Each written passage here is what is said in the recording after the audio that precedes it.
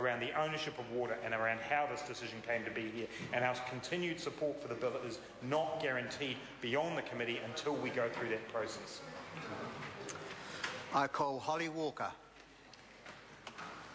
Thank you, Mr Speaker. I'm pleased to take a call on the South Taranaki District Council Cold Creek Rural Water Supply Bill on behalf of my colleague Eugenie Sage, who's the Green Party Local Government and Water spokesperson. Like our colleagues in the Labour Party, the Green Party will be supporting this bill to the Select Committee, but we do have serious concerns as well about this bill, and I want it to be clearly noted that our support at this stage is conditional on those concerns being addressed at the Select Committee. I do want to thank Chester Borrows for the additional information he's provided about our concerns so far, but it's fair to say they've not been completely allayed, and so I will be outlining those concerns, and we think that they are significant. First of all, though, just to outline what we understand of the bill and what it does and why we're supporting it at least to the Select Committee stage.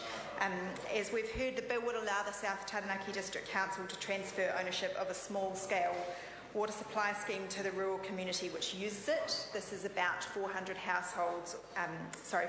people and approximately 160 households. We understand that the scheme was built by local farmers and residents in the 1980s, and it's currently operated and maintained by those residents.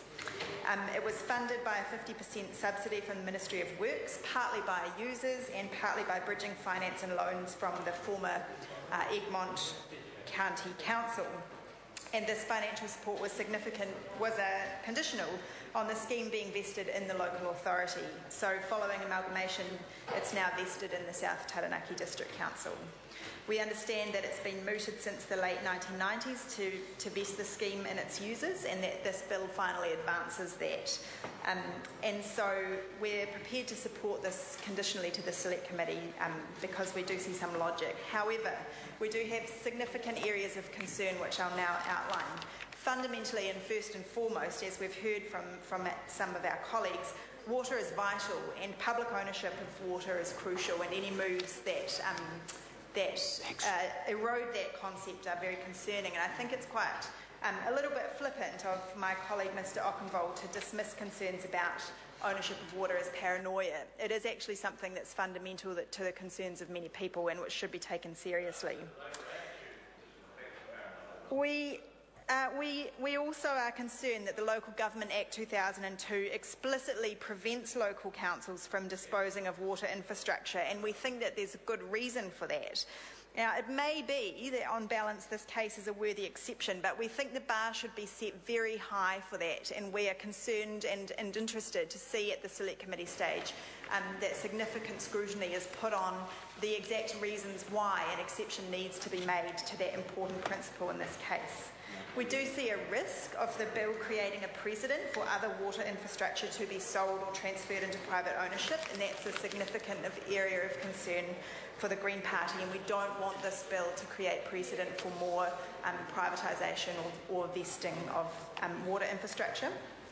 And we're interested in the extent to which the scheme's operation has been subsidised by general rates, because we think if this is the case, it raises issues as to whether there's arguments that it should stay in public ownership. Finally, and I think it's really important that the House address the significant concerns about the level of consultation with tangata whenua about this bill and the preservation of mauri and life-supporting capacity of water. Now, we understand that the local iwi, Ngā Rua Hinirangi, believe that consultation over a number of years from the South Taranaki District Council has been less than satisfactory, and that they feel that the member, Chester Borrows, who's in charge of this bill, brought it to their attention quite late. We think that's very concerning. We think proper consultation with iwi is vital. And we do understand that the advice of two marae who are actually on the scheme is that they agree that ownership should be vested in the company.